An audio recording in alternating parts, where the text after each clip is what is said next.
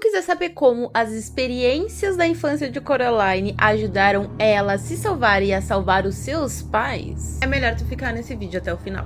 Por centenas de anos, a entidade maligna, a Outra Mãe, teve um reinado de pura maldade e manipulação. Porém, apenas uma garotinha foi capaz de enganá-la e terminar com seu reinado de terror. Essa garotinha se chamava Coraline Jones. E hoje eu vou te contar como a Coraline conseguiu reunir forças para derrotar a Outra Mãe. Que sim, essa força tem uma origem. Como assim, Mari? Calma aí, que eu vou te contar. E se tu gosta desse tipo de conteúdo, já se inscreve no canal, ativa o like e deixa o sininho. Não, pera, errei. Tu entendeu? E dito isso, bora pro vídeo. Coraline Jones nasceu como filha única. Seus pais, Mel e Charlie, sempre foram muito amorosos e dedicados a ela. Embora muito atenciosos, eles trabalhavam em casa com notebooks. Então nem sempre conseguiam tempo para dar atenção para sua filha. Devido a isso, a Coraline ela desenvolveu o hábito de explorar as coisas ao redor da casa. Porém, o lugar que ela nasceu era muito sujo, as pessoas elas iam lá para depositar lixo, sem contar os perigos do local. Devido a isso, ela foi proibida de explorar as regiões em volta da sua casa, mas com muita insistência, uma vez ela conseguiu convencer o seu pai a explorar com ela. Então eles saíram para explorar o em volta da casa e acabaram encontrando uma montanha. O seu pai pediu para ela ir o mais rápido possível para o topo daquela montanha que ele ia atrás. Mas na realidade, ele percebeu que o local estava cheio de vespas, então ele pediu para ela ir o mais rápido possível para se salvar, enquanto ele ficaria para trás e receberia as picadas desse animal. Esse foi um dos primeiros contatos que Coraline teve com bravura, e isso é muito importante para o desenvolvimento dela durante a história do filme. Mas assim, eu acho que ele podia ter corrido junto. Não sei, não tenho certeza. Uma outra coisa que foi ensinado muito cedo para Coraline foi resiliência. Isso tudo começou quando a sua mãe retirou as rodinhas da bicicleta e ela teve que aprender a andar sem. Mesmo com vários arranhões nos joelhos e cotovelos, ela continuou até dominar por completo a bicicleta. O filme começa quando ela tem 11 anos, mas dos 11 para baixo ela teve uma infância completamente normal. Ela gostava de brincar, de comida simples, doces e tinha muita fobia de aranha. Quando a Coraline estava indo mais ou menos ali para a terceira série, a sua família se mudou para os arredores de Londres, para um local muito mais seguro. E tudo estava indo muito bem até a estação do verão, 3 semanas antes das aulas começarem. Eles dividiam a casa com a senhora Spinks e a senhora Forcible, duas ex-atrizes de teatro que ficavam com a parte do térreo da casa. Na parte de cima tinha o Sr. Bombinski, um homem alto que criava ratos para o seu circo. E ainda tinha uma parte vazia da casa, que é como se fosse uma mini casa abandonada. Inclusive, gente, vocês sabiam que o Neil Gaiman, o escritor do livro da Coraline, alegou que a senhora Spinks e a senhora Forcible são um casal? Pois é, eu sempre desconfiei. Aqui a gente também tem as fofocas de bastidores. Após eles se mudarem, as coisas começaram a mudar muito na relação familiar dela. Seus pais começaram a demonstrar um interesse muito grande na menina e um foco muito maior no trabalho, além de uma exaustão muito grande. Mas como uma boa exploradora, uma das primeiras coisas que a Coraline fez quando ela se mudou e percebeu que seus pais não estavam dando tanta atenção para ela como ela gostaria, foi explorar esta casa abandonada, esse pedaço da casa abandonada. Ela encontrou uma porta que estava trancada, mas ela ficou tão intrigada em saber o que havia do outro lado que a sua mãe abriu e mostrou que havia apenas uma parede de tijolos, pois a casa havia sido dividida. Logo após isso, ela começou a sonhar com esta porta aberta, onde ela via um portal. E quando ela atravessava, ela encontrava um outro mundo exatamente como o seu, mas com pais muito mais atenciosos, divertidos e que sabiam o que ela gostava de comer. Porém, quando ela voltava, ela estava de volta na sua realidade monótona, triste e sozinha. Um dia, ela estava dando uma volta pelo jardim da sua casa quando ela encontra o Sr. Bombinski, que estava treinando seus ratos para o circo. E ele disse que os ratos têm uma mensagem para ela: não atravesse a porta. Isso já nos mostra que os animais eles têm um grande conhecimento sobre este outro mundo, como a gente vai ver com o gato mais tarde. E o Sr. Bombinski é mais louco do que a gente pensava. Uma outra coisa que acontece que é muito importante pro final da história, que é o plano que ela monta para conseguir derrotar a Outra Mãe, é que a senhora Spinks e a senhora Forcible contam para Coraline sobre um poço misterioso e muito profundo que tem na região. E óbvio que ela vai atrás para descobrir onde fica. Já falando nessa dessa dupla, teve uma vez que a Coraline, ela foi visitar as duas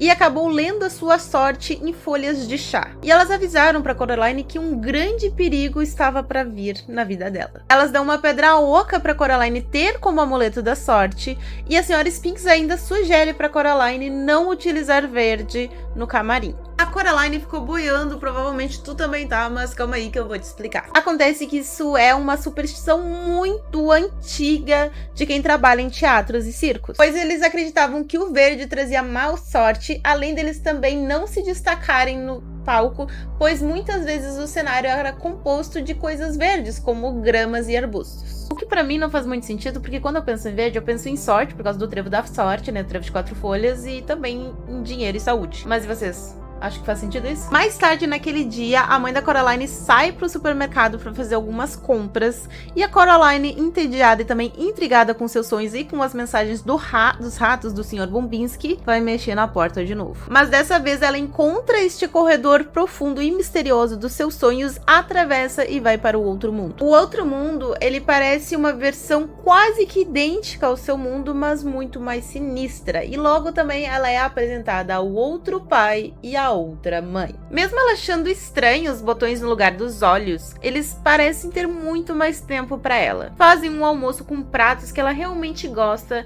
e estavam esperando por ela há muito tempo, e deixam ela ser livre para fazer o que bem entender. Ela resolve explorar a casa e vê o gato que consegue falar com ela neste outro mundo, e ele não possui os botões nos olhos. E ele sugere que aquele lugar talvez seja muito perigoso. Logo depois disso, ela encontra o teatro onde a senhora Forcible e a senhora Spinks trabalhavam, e ela vê elas lá.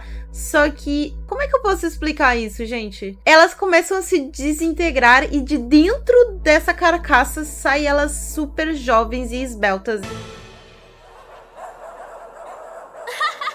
A Coraline assiste algumas performances, até participa de outras e ganha uma caixa de chocolate, e depois acha que tá na hora de voltar pra casa. Mas ela é surpreendida pelos outros pais que estão esperando ela na saída do circo, e eles fazem um convite pra Coraline ficar ali pra sempre em troca dos seus olhos. Só de pensar que ela teria que costurar os botões nos próprios olhos me dá uma coisa, sério. Ela sai correndo, atravessa o portal e volta pro seu mundo, e aquele portal volta a ser uma parede de tijolos. Só que ela não encontra os seus pais. Ela começa a procurar eles pela casa e nenhum sinal. Também pergunta pros vizinhos, mas eles também não viram nada. E então, durante a madrugada, chorando, ela acaba adormecendo na cama deles. No outro dia, ela acorda, eles ainda não retornaram, então ela começa a fazer o que bem entender, exatamente como ela faz no outro mundo. Só que ela vê que as coisas não são tão divertidas assim quanto ela pensava, e que tem o seu lado ruim. Coraline, bem-vinda à vida adulta. No outro dia, ela é acordada pelo gato, que não consegue falar, mas a conduz para o espelho que tem na parte de baixo da sua casa, onde ela vê os seus pais. Eles estão tristes, sozinhos e com frio. O espelho está embaçado devido à baixa temperatura, e a sua mãe deixa uma mensagem com o dedo no espelho pedindo ajuda ao contrário. Então Coraline reúne a sua coragem e astúcia e chama a polícia. Pois é. Ela chamou a polícia. Eles não levam a sério, mas daí sim, ela pega toda a sua coragem, astúcia e resiliência, a pedra que ela ganhou da senhora Forcible e da senhora Spinks, algumas comidas, o gato, e volta pro outro mundo. Ao voltar, a outra mãe tenta manipular ela, dizendo que seus pais perderam total o interesse nela e foram embora.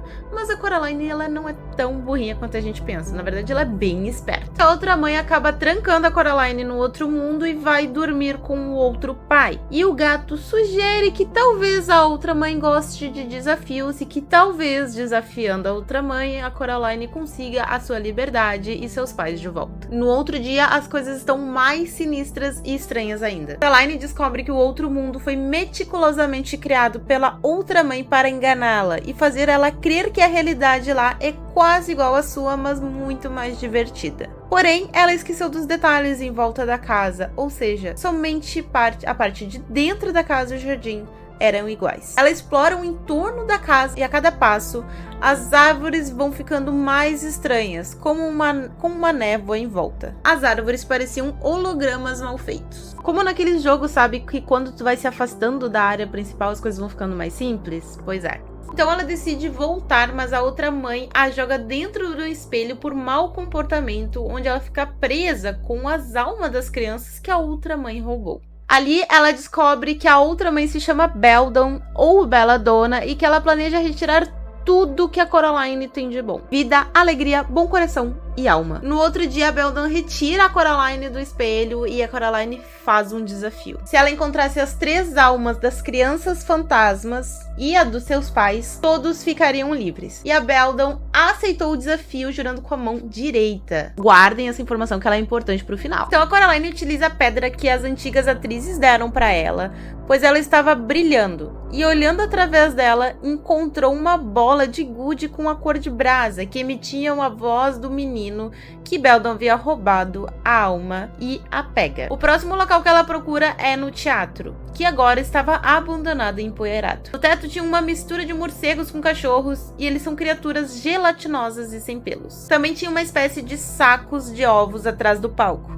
que continham 2 cabeças dentro, 2 braços, enfim, 2 de cada membro. E olhando através da pedra, ela viu uma das almas. Ela literalmente teve que enfiar o braço lá dentro para conseguir pegar a alma, mas ela acabou despertando a criatura que estava lá dentro, que era uma versão mais jovem da Sra. Spinks e da Sra. Forcible, mas elas estavam tipo misturadas. As mãos agarram e gritam, chamando a Coraline de ladra. Porém, ela consegue se safar.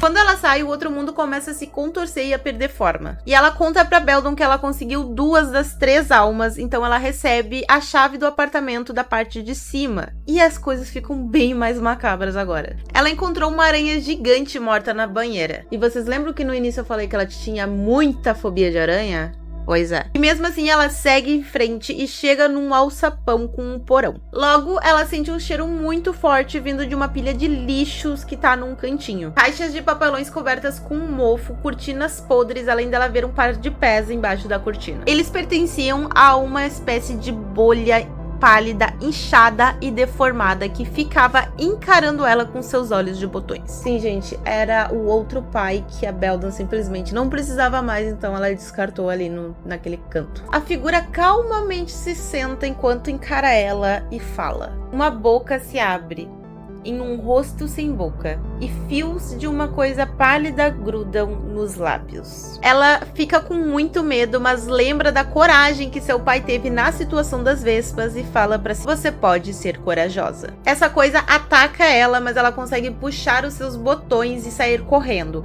Ela volta pro sapão, tranca a parte abandonada e vai pro 2º andar, onde o Sr. Bombinski não existe. Chegando lá, ela se depara com uma horda de ratos com botões no lugar dos olhos, e juntos eles dão formas às roupas do Sr. Bobo. Em uma das roupas, ela vê a última alma e um dos ratos a leva para longe. Ela tropeça na escada de ratos que se formou e é jogada para fora, mas por sua sorte, o gato já tinha capturado o rato com a alma. Logo após Coraline conseguir colocar as mãos na última alma, o mundo começa a se desintegrar em preto e branco, como se fossem rabiscos de carvão. Quando ela entra dentro da casa, as almas das crianças começam a se comunicar com ela através das bolinhas de gude, dizendo que a Beldon não vai cumprir com o prometido. Só que a Coraline já desconfiava disso, então ela já estava bolando um plano para caso ela tivesse essa confirmação. E neste meio tempo, ela vê um globo de neve onde seus pais estão presos. Quando a Beldon chega, ela diz que acredita que seus pais estão na passagem entre os 2 mundos. E quando a Beldon vai provar para Coraline que ela está errada e abre o portal, a Coraline pega o globo, atira o gato na cara da Beldon e consegue fugir.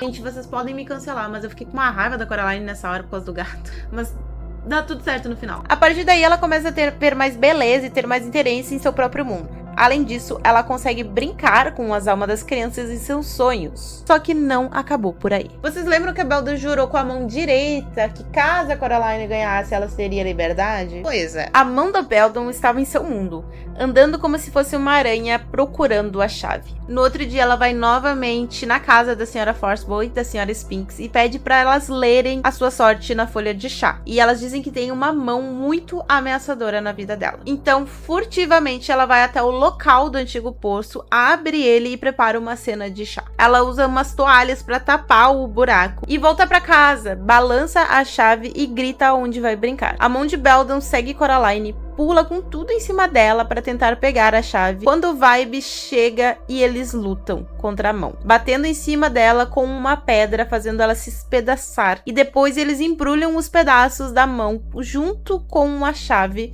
em um lenço e atiram dentro do poço. Depois eles fecham o poço para sempre, acabando com o reinado de Beldam. Depois ela simplesmente vai viver a vida dela normal, ou não. Então é isso, se vocês gostaram, já deixa o like, se inscreve no canal e ativa o sininho, e já fala aqui se vocês gostam de Coraline, porque tem várias histórias e várias teorias sobre esse filme. Eu gosto bastante do filme, mas eu admito que eu acho ela um pouco chatinha, viu?